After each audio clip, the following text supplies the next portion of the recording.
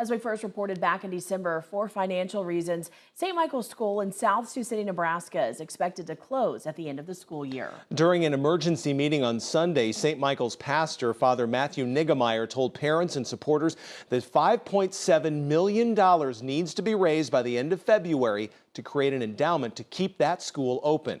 If the school closes, parents will need to find other schools for their children to attend. Dr. John Flannery, the president of the Bishop Heelan Catholic School, says they're ready to receive any St. Michael's students who are looking for another private school alternative. He says Bishop Heelan shares the same Catholic mission as St. Michael's, so it would be a seamless transition. Flannery expressed his support for the St. Michael's community in this troubling time. We certainly are praying for the folks at St. Mike's South Sioux. We are praying they're able to stay open. We know what a loss it would be, not only to that parish, but to that community to lose that school. And so Bishop Heelan is prepared to help in whatever way we can.